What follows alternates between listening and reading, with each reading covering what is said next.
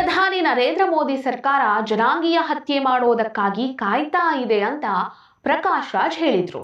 The Indian right wing is waiting for Israeli to achieve their genocide so that they can do that too. Israel ಜನಾಂಗೀಯ ಹತ್ಯೆ ನಡೆಸ್ತಾ ಇದೆ ಅಂತಾರಲ್ವಾ, ಹಾಗಾದ್ರೆ Hamas ಮಾಡಿದ್ದೇನು? ದೇಶದಲ್ಲಿ ಗಡಿಗಳೇ ಇರಬಾರ್ದಂತೆ, ಇಡೀ ವಿಶ್ವ ಇರೋದು ಮನುಷ್ಯರಿಗಾಗಿ ಅಂತೆ. ಇದು ಪ್ರಕಾಶ್ ರಾಜ್ ಅವರ ಮಾತು. If we don't stand up and say no human is illegal on this earth. Israel ತನ್ನ ಅಸ್ತಿತ್ವಕ್ಕೋಸ್ಕರ, ತನ್ನ ಉಳಿವಿಗೋಸ್ಕರ ಸತತವಾಗಿ ಹೋರಾಟ ಮಾಡ್ಕೊಂಡು ಬಂದಿರುವಂತಹ ದೇಶ. ಗಡಿಗಳೇ ಬೇಡ ಅಂತಿರಲ್ವಾ? ಇವತ್ತು ಅಸ್ಸಾಂ, ಬಿಹಾರ ಮತ್ತು ಪಶ್ಚಿಮ ಬಂಗಾಳದ ಪರಿಸ್ಥಿತಿ ಏನಾಗಿದೆ ಗೊತ್ತಾ? ನಮಸ್ಕಾರ. ಇದನ್ನ ದ್ವೇಷ ಭಾಷಣ, ಪ್ರಚೋದನಾಕಾರಿ ಭಾಷಣ ಅಂತ ಕರೀದೆ ಇನ್ನೇನಂತ ಕರಿಬೇಕು? ಕೋಮು ಗಲಭೆಗೆ ಕಾರಣ ಆಗುವಂತಹ ಭಾಷಣ ಅಂತ ಕರೀದೆ ಇನ್ನೇನಂತ ಕರಿಬೇಕು? ಪ್ರಕಾಶ್ ರಾಜ್ ಅವರಂತಹ ಎಡಪಂಥೀಯ ಎಡವಟ್ಟುಗಳ ಮನುಷ್ಯನ ಈ ಮಾತುಗಳನ್ನ ಕೇಳಿಸ್ಕೊಂಡಾಗ ಇವರು ಯಾವ ಸಮುದಾಯವನ್ನ ಯಾರ ವಿರುದ್ಧ ಎತ್ತಿಕಟ್ಟೋದಕ್ಕೆ ಹೊರಟಿದ್ದಾರೆ ಅನ್ನುವಂತಹ ಪ್ರಶ್ನೆಗಳು ಬರೋದು ಸಹಜ. ಪ್ರಕಾಶ್ ರಾಜ್ ಅವರು ಇಸ್ರೇಲ್ನ ಬಗ್ಗೆ ಏನಂತ ಹೇಳಿದ್ದಾರೆ ಅನ್ನೋದನ್ನ ನೀವು ಒಂದ್ಸಲ ನೋಡ್ಕೊಂಡು ಬನ್ನಿ. You all should understand that this right-wing government and the right-wing governments of the world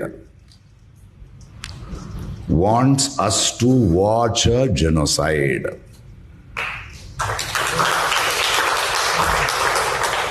They want it to make it into a new normal.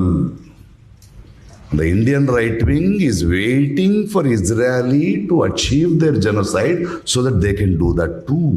ಇಲ್ಲಿ ಇವರು ಪ್ರಧಾನಿ ನರೇಂದ್ರ ಮೋದಿ ಅವರು ಜನಾಂಗೀಯ ಹತ್ಯೆ ಮಾಡೋದಕ್ಕೆ ಹೊರಟಿದ್ದಾರೆ ಅಂತ ಹೇಳಿದ್ರಲ್ವಾ? ಇವರ ಮಾತುಗಳನ್ನ ಕೇಳಿಸ್ಕೊಂಡ್ರೇನೆ ಇವರ ಟಾರ್ಗೆಟ್ ಆಡಿಯನ್ಸ್ ಯಾರು ಅನ್ನೋದು ಸ್ಪಷ್ಟ ಆಗುತ್ತೆ. ಇವರ ಟಾರ್ಗೆಟ್ ಆಡಿಯನ್ಸ್ ಮುಸ್ಲಿಮ್ಸ್. ಇಲ್ಲಿ ಇವರು ಜನಾಂಗೀಯ ಹತ್ಯೆಗಳ ಬಗ್ಗೆ ಮಾತನಾಡ್ತಾ ಇದ್ದಾರಲ್ವಾ? ಯಾವ ಜನಾಂಗೀಯ ಹತ್ಯೆಗಳ ಬಗ್ಗೆ ಇವರು ಮಾತನಾಡ್ತಾ ಇದ್ದಾರೆ? 1947ರಲ್ಲಿ ಪಾರ್ಟಿಷನ್ನ ನಂತರ ಹಿಂದೂಗಳ ನರಮೇಧಾನವಾಗಿತ್ತು, ಮುಸ್ಲಿಮರ ನರಮೇಧಾನೂ ಆಗಿತ್ತು. ಅದಾದ ನಂತರ ಸ್ವತಂತ್ರ ಭಾರತದಲ್ಲಿ ಒಂದಾದ್ರೂ ನರಮೇಧ ನಡೆದಿದ್ಯಾ? ನರಮೇಧ ನಡೆದಿದೆ ಅನ್ನೋದಾದ್ರೆ ಅವರದನ್ನ ತೋರಿಸ್ಲಿ. ಈ ರೀತಿ ಕೇಳಿದಾಗ ಇವರು ಗುಜರಾತ್ನಲ್ಲಿ ಗಲಭೆ ನಡೆದಿತ್ತಲ್ಲ ಅದರ ಬಗ್ಗೆ ಹೇಳ್ತಾರೆ. ಗುಜರಾತ್ನಲ್ಲಿ ನಡೆದಿರುವಂತಹದ್ದು ಅದೊಂದು ಪ್ರತಿಕ್ರಿಯೆ. ಗೋಧ್ರಾದಲ್ಲಿ ಏನು ಹತ್ಯಾಕಾಂಡ ನಡೀತು ಅದಕ್ಕೆ ಪ್ರತಿಯಾಗಿ ಗುಜರಾತ್ನಲ್ಲಿ ನಡೆದಿರುವಂಥದ್ದು. ಇಲ್ಲಿ ಇವರು ಕೇವಲ ಪ್ರತಿಕ್ರಿಯೆಗಳ ಬಗ್ಗೆ ಮಾತನಾಡ್ತಾರೆ ಹೊರತು ಕ್ರಿಯೆಯ ಬಗ್ಗೆ ಯಾವತ್ತೂ ಯಾರೂ ಮಾತನಾಡೋದೇ ಇಲ್ಲ. ಕಾಶ್ಮೀರಿ ಪಂಡಿತರ ನರಮೇಧ ಆಯ್ತಲ್ವಾ, ಅದರ ಬಗ್ಗೆ ಇವರು ಯಾವತ್ತಾದರೂ ಧ್ವನಿ ಎತ್ತಿದ್ದಾರಾ? ಇಲ್ಲ. ಇಲ್ಲಿ ಇವರು ಇಸ್ರೇಲ್ನವರು ಜನಾಂಗೀಯ ಹತ್ಯೆ ಮಾಡ್ತಾ ಇದ್ದಾರೆ ಅಂತ ಹೇಳ್ತಾ ಇದ್ದಾರಲ್ವಾ? ಇಸ್ರೇಲ್ ಯಾರ್ದು? ಇಸ್ರೇಲ್ ಯಹೂದಿಗಳದ್ದು. ಯಹೂದಿಗಳಿಗೆ ಅಂತ ಇರುವಂತಹ ಒಂದೇ ಒಂದು ದೇಶ ಅಂತ ಹೇಳಿದ್ರೆ ಅದು ಇಸ್ರೇಲ್. ಜನಾಂಗೀಯ ಹತ್ಯೆಗೆ ಒಳಗಾಗಿರುವಂತಹ ಒಂದೇ ಒಂದು ಸಮುದಾಯ ಯಾವುದು ಅಂದ್ರೆ ಅದು ಯಹೂದಿಗಳು. ಯಹೂದಿಗಳ ಪವಿತ್ರ ಸ್ಥಾನ, ಮೂಲ ಸ್ಥಾನ ಅನ್ನುವಂಥದ್ದು ಜೆರುಸಲೇಮ್ ಆಗಿತ್ತು. ಯಾವ್ಯಾವುದೋ ಐತಿಹಾಸಿಕ ಕಾರಣಗಳಿಂದಾಗಿ ಯಹೂದಿಗಳು ಜೆರುಸಲೇಮನ್ನ ತೊರೆದು ಯುರೋಪಿಗೆ ಬಂದರು. ಯುರೋಪ್ನಲ್ಲಿ ಕೂಡ ಇವರನ್ನ ಹೊರಗಟ್ಟುವಂತಹ ಪ್ರಯತ್ನಗಳು ಸಾಕಷ್ಟು ನಡೆದಿತ್ತು. ಯುರೋಪ್ನಿಂದ ಹೊರಗಡೆ ಬಂದರೂ ಕೂಡ ಅದಾದ ನಂತರದಲ್ಲಿ ಯಹೂದಿಗಳಿಗೆ ಜೆರುಸಲೇಮ್ನಲ್ಲೇ ಒಂದು ಸ್ಥಾನವನ್ನ, ಒಂದು ಜಾಗವನ್ನ ಕಲ್ಪಿಸಿಕೊಟ್ಟಂಥದ್ದು ಅದು ಯುರೋಪ್. ಸೊ ಸತತವಾಗಿ ತನ್ನ ಅಸ್ತಿತ್ವಕ್ಕೋಸ್ಕರ, ತನ್ನ ಉಳಿವಿಗೋಸ್ಕರ ಹೋರಾಟವನ್ನ ನಡೆಸ್ಕೊಂಡು ಬಂದಿರುವಂತಹ ಒಂದು ಸಮುದಾಯ ಅದು ಯಹೂದಿಗಳು, ಒಂದು ದೇಶ ಅದು ಇಸ್ರೇಲ್. ಮೊನ್ನೆ ಅಷ್ಟೇ ನ್ಯಾಟೋದ ಮುಖ್ಯಸ್ಥ ಒಂದು ಮಾತು ಹೇಳಿದ್ರು, ಇಸ್ರೇಲ್ನ ಅಸ್ತಿತ್ವಕ್ಕೆ ಭದ್ರತೆಯನ್ನ ಒದಗಿಸುವವರೆಗೆ ಯುದ್ಧವನ್ನ ನಿಲ್ಲಿಸೋದಿಲ್ಲ ಅಂತ. ಇದರ ಅರ್ಥ ಏನು? ಸತತವಾಗಿ ಅಪಾಯದಲ್ಲಿರುವಂತಹ ದೇಶ ಇಸ್ರೇಲ್ ಅನ್ನೋದೇ ಇವರ ಮಾತಿನ ಅರ್ಥ. ಯಾಕಂದ್ರೆ ಇಸ್ರೇಲ್ನ ಸುತ್ತ ಇರುವಂಥದ್ದು ಮುಸ್ಲಿಂ ರಾಷ್ಟ್ರಗಳು. ಇವರ ಮೂಲ ಉದ್ದೇಶ ಏನು? ಇಸ್ರೇಲನ್ನ ಕೈವಶ ಮಾಡಿಕೊಂಡು ಇಸ್ರೇಲನ್ನ ಮುಸ್ಲಿಂ ರಾಷ್ಟ್ರ ಮಾಡಬೇಕು ಅನ್ನುವಂಥದ್ದು. ಹಾಗಾಗಿನೇ ಇವರು 2 ಸ್ಟೇಟ್ ಥಿಯರಿಗೆ ಒಪ್ಪಿಗೆಯನ್ನ ನೀಡ್ತಾ ಇಲ್ಲ, ಅದನ್ನ ಒಪ್ಕೊಳ್ತಾ ಇಲ್ಲ. ಪ್ಯಾಲೆಸ್ತೀನೇ ಬೇರೆ, ಇಸ್ರೇಲೇ ಬೇರೆ ಅಂತ ಇವರು ಒಪ್ಕೊಳ್ಳೋದಿಲ್ಲ. ಅವೆರಡೂ ನಮ್ದೇ ಅಂತ ಇವರು ಹೇಳ್ತಾರೆ. ಹಾಗಾಗಿನೇ ಇಸ್ರೇಲ್ನ ಹೋರಾಟ ನಿರಂತರವಾಗಿ ನಡೀತಾ ಇದೆ. ಪ್ರಕಾಶ್ ರಾಜ್ ಅವರು ಸೇರಿದ ಹಾಗೆ ಇನ್ನೂ ಅನೇಕ ಎಡಪಂಥೀಯರ ಒಂದು ದೊಡ್ಡ ಪ್ರಾಬ್ಲಮ್ ಏನಂದ್ರೆ ಇವರು ಯಾವತ್ತೂ ಕೂಡ ಪ್ರತಿಕ್ರಿಯೆಯ ಬಗ್ಗೆನೇ ಮಾತನಾಡ್ತಾರೆ ಹೊರತು ಕ್ರಿಯೆಯ ಬಗ್ಗೆ ಯಾವತ್ತೂ ಮಾತನಾಡೋದಿಲ್ಲ. ಇಲ್ಲಿ ಇಸ್ರೇಲ್ ತನ್ನ ಉಳಿವಿಗೋಸ್ಕರ ಹೋರಾಟ ಮಾಡ್ತಾ ಇದೆ. ಯಹೂದಿಗಳಿಗೆ ಅಂತಾನೆ ಇರುವಂತಹ ಒಂದೇ ಒಂದು ಸಣ್ಣ ದೇಶ ಅಂದ್ರೆ ಅದು ಇಸ್ರೇಲ್. ಹಿಂದೂಗಳಿಗೆ ಅಂತ ಇರುವ ಏಕೈಕ ದೇಶ ಅದು ಭಾರತ. ಮುಸ್ಲಿಮರಿಗೆ ಅಂತ 57 ರಾಷ್ಟ್ರಗಳಿವೆ. ಕ್ರಿಶ್ಚಿಯನ್ನರಿಗೆ, ಬೌದ್ಧರಿಗೆ ಅಂತ ಅವರದ್ದೇ ಆದ ಬೇರೆ ದೇಶಗಳಿವೆ. ಯಹೂದಿಗಳಿಗೆ ಮತ್ತು ಹಿಂದೂಗಳಿಗೆ ಅಂತ ಇರುವಂತಹ ಒಂದೇ ಒಂದು ಏಕೈಕ ದೇಶ ಅಂದ್ರೆ ಅದು ಭಾರತ, ಮತ್ತೊಂದು ಇಸ್ರೇಲ್ ಮಾತ್ರ. ಇಲ್ಲಿ ಇಸ್ರೇಲಿಗರು ತಮ್ಮ ಉಳಿವಿಗೋಸ್ಕರ ಹೋರಾಟವನ್ನ ಮಾಡ್ತಾ ಇದ್ರೆ ಅದನ್ನ ತಪ್ಪು ಅಂತ ಹೇಳ್ತೀರಾ. ಈ ಯುದ್ಧ ಶುರು ಮಾಡಿರೋದು ಯಾರು? ಹಮಾಸ್. ಇಲ್ಲಿ ಹಮಾಸ್ ಬೇರೆ, ಪ್ಯಾಲೆಸ್ತೀನೆ ಬೇರೆ. ಹಮಾಸ್ ಅನ್ನೋದು ಒಂದು ಉಗ್ರ ಸಂಘಟನೆ. ಹಮಾಸ್ ಆಸ್ಪತ್ರೆಗಳನ್ನ, ಶಾಲೆಗಳನ್ನ, ಅಲ್ಲಿನ ಜನಸಾಮಾನ್ಯರನ್ನ ಗುರಾಣಿಗಳ ರೀತಿ ಬಳಸ್ಕೊಳ್ತಾ ಇದೆ. ಹಮಾಸ್ ಹೀಗೆ ಮಾಡ್ತಾ ಇರೋದ್ರಿಂದ ಅಲ್ಲಿನ ಜನಸಾಮಾನ್ಯರು ಯುದ್ಧದಲ್ಲಿ ಸಾಯದೆ ಇನ್ನೇನಾಗ್ತಾರೆ? ಇಲ್ಲಿ ಇಸ್ರೇಲ್ ಹೊರಟಿರೋದು ಹಮಾಸ್ ಅನ್ನುವಂತಹ ಉಗ್ರ ಸಂಘಟನೆಯನ್ನ ಸರ್ವನಾಶ ಮಾಡೋದಕ್ಕೆ, ಪ್ಯಾಲೆಸ್ತೀನ್ ಅನ್ನಲ್ಲ.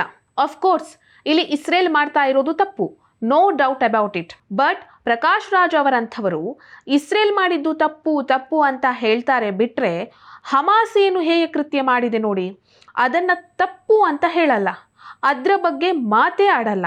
ಇಲ್ಲಿ ಪ್ರಕಾಶ್ ರಾಜ್ ಅವರು ಇನ್ನೊಂದು ಮಾತನ್ನ ಹೇಳಿದ್ದಾರೆ, ಗಡಿಗಳೇ ಇರಬಾರ್ದು, ಇಡೀ ವಿಶ್ವ ಅನ್ನುವಂಥದ್ದು ಮಾನವರಿಗೆ ಸೇರಿದ್ದು ಅಂತ ಹೇಳಿ. ಇದೊಂದು ರೀತಿಯ ಯುಟೋಪಿಯನ್ ಥಾಟ್ ಅಂತ ಹೇಳ್ತಾರೆ. ಇದಕ್ಕೆ ಏನ್ ಹೇಳಿದ್ದಾರೆ ಒಂದ್ಸಲ ನೀವು ನೋಡಿ. If we don't stand up and say no human is illegal on this earth, if we don't stand up and say traveling from one place to another, a human being will move. This world belongs to all. These genocides will continue to happen if we are silent. The only way is resilience, not the courts. Prakash Raj ಅವರು ಹೇಳಿರುವಂಥದ್ದು ಬಹಳ ಒಳ್ಳೆ ಮಾತು. ಈ ಹಿಂದೆ ಪ್ರಪಂಚ ಇದೇ ರೀತಿ ಇತ್ತು. ಒಂದು ದೇಶದಿಂದ ಇನ್ನೊಂದು ದೇಶಕ್ಕೆ ಯಾರು ಯಾವಾಗ ಬೇಕಿದ್ರೂ ಹೋಗಿ ಬರ್ಬೋದಿತ್ತು. ಆದ್ರೆ 2ನೇ ಮಹಾಯುದ್ಧ ಮುಗಿಯುವ ಹೊತ್ತಿಗೆ ಎಲ್ಲಾ ದೇಶಗಳಿಗೂ ತಮ್ಮ ತಮ್ಮ ದೇಶವನ್ನ ಭದ್ರಪಡಿಸಿಕೊಳ್ಬೇಕಾಗಿತ್ತು. ಹಾಗಾಗಿ ಬ್ರಿಟಿಷರು ಜಾರಿಗೆ ತಂದಿದ್ದಂತಹ ವೀಸಾ ಪದ್ಧತಿಯನ್ನ ಪ್ರತಿಯೊಂದು ದೇಶಗಳು ಕೂಡ ತಮ್ಮ ತಮ್ಮ ದೇಶಗಳಲ್ಲಿ ಜಾರಿಗೆ ತಂದವು. ಇದು ಇವತ್ತಿನ ಅಗತ್ಯ ಕೂಡ ಹೌದು. ಈ ಗಡಿಗಳನ್ನೆಲ್ಲ ದಾಟಿ ಒಂದಿಷ್ಟು ಜನಾಂಗಗಳಿಗೆ, ಒಂದಿಷ್ಟು ಜನರಿಗೆ ಯುರೋಪ್ ಬರೋದಕ್ಕೆ ಅವಕಾಶ ಕೊಡ್ತಲ್ವಾ? ಈಗ ಯುರೋಪ್ನ ಪರಿಸ್ಥಿತಿ ಹೇಗಿದೆ? ನಮ್ಮದೇ ದೇಶದಲ್ಲಿ ಗಡಿಗಳನ್ನ ದಾಟಿ ಅಕ್ರಮ ವಲಸಿಗರು ಬಂದ್ರಲ್ವಾ? ಈಗ ನಮ್ಮ ದೇಶದ ಅಸ್ಸಾಂ, ಬಿಹಾರ್, ಪಶ್ಚಿಮ ಬಂಗಾಳದ ಪರಿಸ್ಥಿತಿ ಏನಾಗಿದೆ?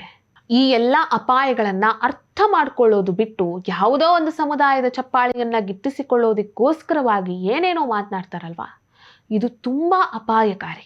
ಇವರ ಈ ಎಡವಟ್ಟು ಮಾತುಗಳನ್ನ ಗುರುತಿಸಿ ಖಂಡಿಸದೇ ಇದ್ರೆ ಜನಾಂಗೀಯ ಹತ್ಯೆ ಭಾರತದಲ್ಲೂ ನಡೀಬಹುದು. ಈ ವಿಡಿಯೋ ನಿಮಗೆ ಇಷ್ಟ ಆಗಿದ್ದಲ್ಲಿ ಲೈಕ್ ಮಾಡಿ, ಶೇರ್ ಮಾಡಿ, ಕಮೆಂಟ್ ಮಾಡಿ. ನೀವಿನ್ನೂ ನಮ್ಮ ಹೊಸದಿಗಂತ ಡಿಜಿಟಲ್ ಚಾನೆಲನ್ನು ಸಬ್ಸ್ಕ್ರೈಬ್ ಮಾಡಲಿಲ್ಲ ಅಂದರೆ ದಯವಿಟ್ಟು ಸಬ್ಸ್ಕ್ರೈಬ್ ಮಾಡಿ. ಹೆಚ್ಚಿನ ಮಾಹಿತಿಗಾಗಿ ಪಕ್ಕದಲ್ಲೇ ಇರುವಂತಹ ಬೆಲ್ ಐಕನ್ ಅನ್ನು ಪ್ರೆಸ್ ಮಾಡಿ.